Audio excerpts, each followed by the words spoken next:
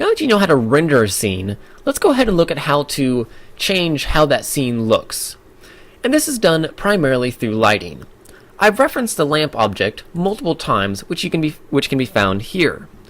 Now currently, if we view it from top view, you can see that the lamp is on the top right side of our object here. We can see this more clearly if we switch to camera view by hitting 0 on our number pad.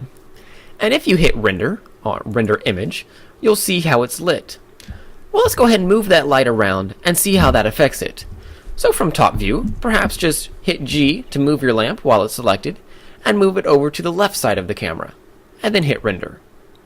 And you can see how it's adjusted the lighting effects. Well, what if, like a mesh object, we go ahead and hit Shift D to duplicate that lamp? And you'll now see that it's being lit from both sides. And so you can change the lighting any way that you want. However, there's a lot of different settings within these lamps that we can modify.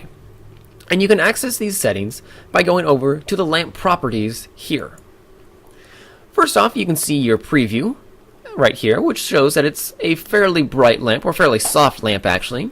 It's using the point lamp type, and then you can change that to a sun, spot, hemi, or area, which I won't talk about for the time being.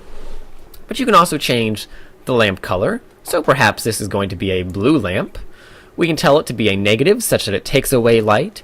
We can tell it to affect only this one layer within the 3D view, which I've not covered, but you can find through here. Allows you to work with layers, much like Photoshop. You can tell it whether to affect the specular or the shininess value of your model, or the diffuse to affect the coloring or the lighting. And there's a fair few other settings, but the primary one that you'll look at are the color and the energy.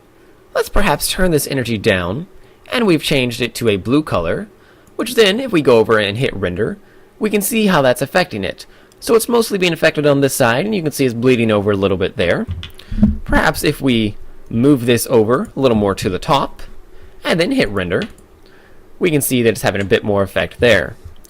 We can change this lamp to any color that we want, or we can leave it at the default, anything that we wish. Perhaps we'll increase the energy on it, and then decrease the energy on this one, and then hit render. You can also have a shortcut key to render by just hitting F5 on your keyboard. So these are very, very simple lamps. Well, what about if we want to add a new lamp? You know, we can duplicate lamps any way that we want, but maybe we don't want to have to worry about changing all the settings over, or we want to keep these settings.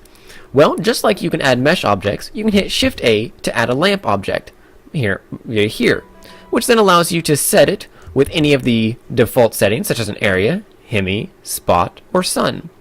Let's go ahead and just add a sun lamp, and we'll move it over, and then perhaps from the front view, we'll rotate it and move it up.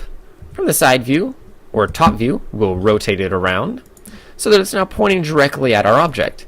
And if we hit F12, we can see how that's affecting it. You can see it's very, very bright. And that's very cool. Let's go ahead and delete our blue lamp by selecting it with right mouse button, hit X, and delete vertices, or delete. And then we can maybe move this over to get a little bit more of a backlighting to it. And then hit F12 and see how it's looking. So this is very cool. Perhaps we'll rotate this around a bit more and turn the energy down just a little bit, so it's not quite so bright.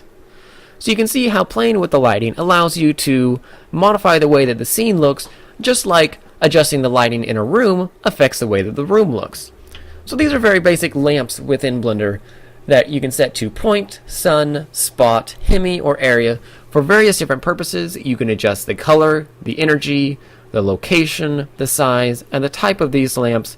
You can adjust the shadows and a lot of other different settings that can affect your scene very, very easily and dramatically.